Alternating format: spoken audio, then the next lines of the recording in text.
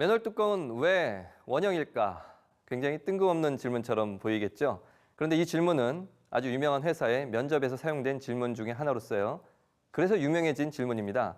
오늘은 이것이 어떤 수학적 의미를 가지고 있는지 한번 설명해 볼까 합니다.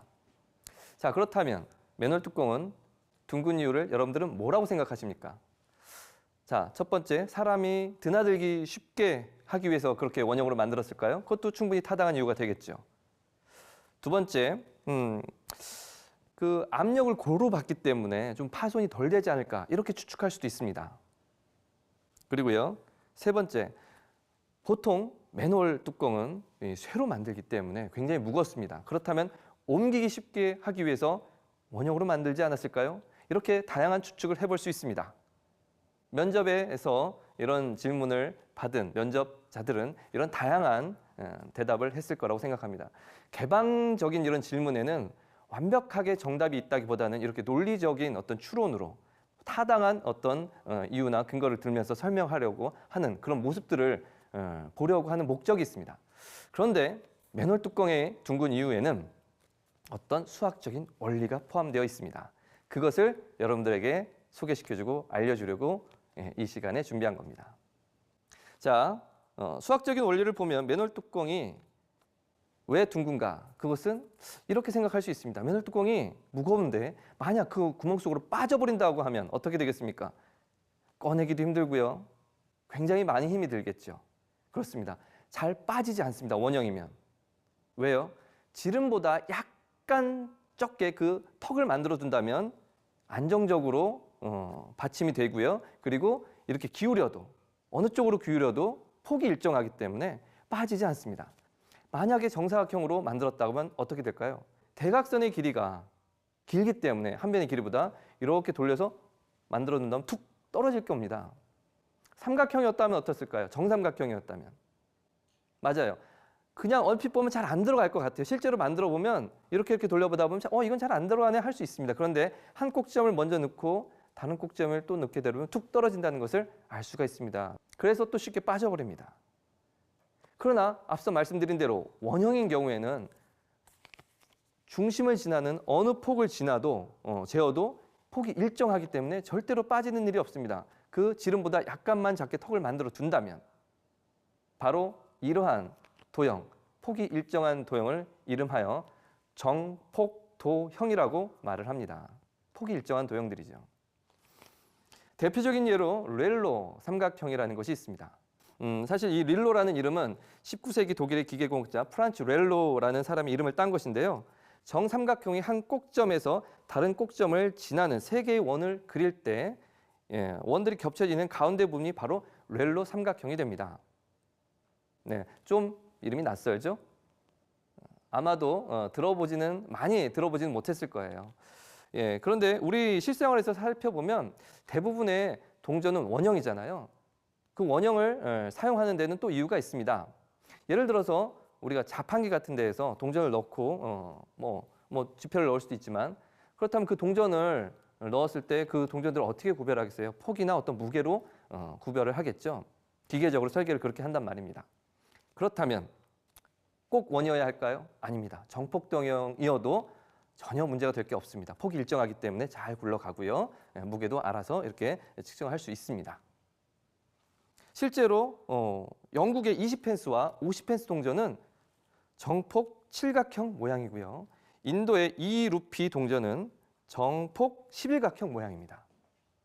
그리고 이 정폭도형의 어떤 폭이 일정한 모습을 보여주기 위해서 이런 수학자 혹은 과학자들이 그 폭이 일정한 모습을 보여주기 위해서 자전거를 만들어 둔 영상을 선생님이 찾아봤었는데요. 그것이 만약 자전거 2개의 바퀴가 된다면 폭은 일정하니까 이렇게 굴려서 간다고 하면은 굴러갈까요? 예, 굴러갈 텐데 조금 다른 점이 있습니다.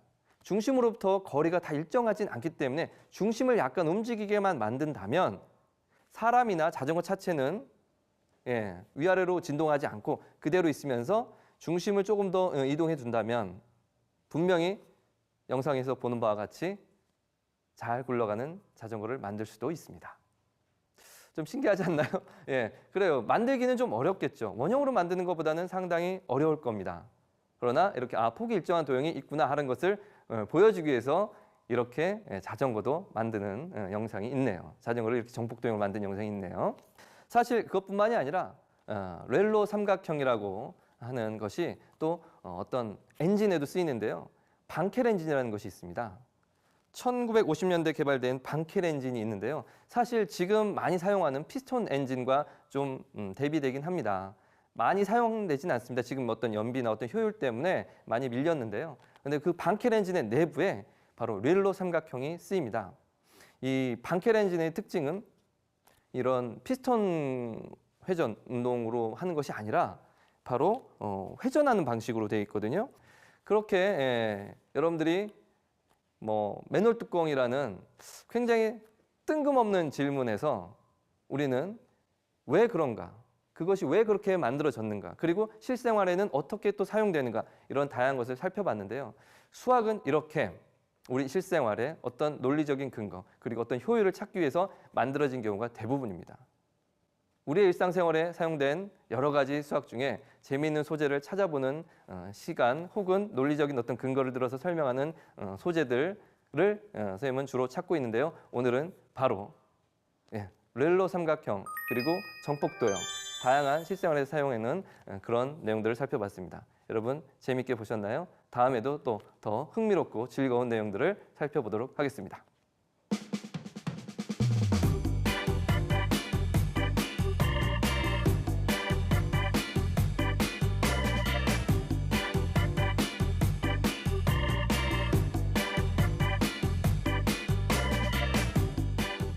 그러니까요. 그냥 살다 보면 그냥 맨홀 뚜껑은 원래 동그래 라고만 생각하고 살았던 것 같은데 말씀을 듣고 보니까 어쩜 그렇게 딱딱 맞춰 들어가는지 이게 결국은 어떻게 보면 효율성과 관련된 그런 문제였었어요. 그렇죠. 사실 제가 강의한 이 내용도 완벽한 정답이라기보다는 어떤 사물이 왜 그런가, 왜 저렇지? 우리의 일상생활에 이런 것들이 이런 이유가 있구나라는 것을 한 번쯤 생각해 보는 것이 논리적 사고력을 기르는데 도움이 될 겁니다. 네. 아까 보니까 정폭도형, 네. 렐로 삼각형 이런 네. 전문 용어가 나오니까 굉장히 있어 보이거든요. 다른 데 가서 좀 티내기도 좋고 유식한 척을 좀 해야 되니까. 오늘 또 제대로 하나 알았네요. 혹시 우리 주변에 이런 이렇게 정폭도형이나 렐로 삼각형이 쓰인 예가 또 있나요? 보통 연필하면 이렇게 육각형을 떠올리잖아요. 그렇죠. 근데 이제 독일의 한 필기구 회사에서는 이 렐로 삼각형을 활용해서 그렇게 그 모양으로 그거 본 적 모양을 있어요. 만들어요. 네. 그래서 그렇게 되면은 이 엄지, 검지, 중지가 닿는 부분이 직선으로 된 게 아니라 볼록하잖아요. 그래서 잡기도 편하고 어떻게 보면 쏙 들어올 수 있겠네요. 착용감이 엄청 좋고 가볍게 질 수 있죠. 게다가 무게 중심까지 안정적이어갖고 굉장히 효과적. 제가 대학 다닐 때 기타 쳤었는데요. 기타 네. 치다 보면 왼손으로 코드 잡고 이게 피크. 피크. 그 피크가 아주 뾰족하게 되면 손이 다치거나 소리를 정확히 낼 수가 없어요. 그래서 끝을 동그랗게 만드는 네네. 식으로 해서 소리를 더 부드럽게 내거나 손을 보호할 수 있거든요. 이것도 하나의 정폭도형 같은 형태로 볼 수 있겠죠. 그래서 손톱도 이렇게 그것처럼 자르시고 길게 하고 다니시는 분들도 계셨잖아요. 네. 그래서 수학이 용어가 좀 어렵고 그래도 이런 것들을 실생활에 활용하면 네. 상당히 실생활을 효율적으로 이렇게 누릴 수가 있겠죠. 네. 오늘 사백체 수학 내용을 듣고 보니까 미리 알고 있었던 부분이었지만 이렇게 수학이 우리 생활 곳곳에 숨겨져 있구나라는 생각이 들고요. 그냥 신기한 것을 떠나서 신비롭기까지 하다는 생각이 들어요. 사백조 수학을 통해서 늘 항상 궁금하셨던 수학적 궁금증도 저희한테 보내주시기 바라고요. 수학 고민 있으신 분들도 저희 홈페이지를 통해서 많은 사연 남겨주시기 바랍니다. 자, 오늘은 여기까지고요. 저희는 다음 시간에 다시 뵐게요. 고맙습니다.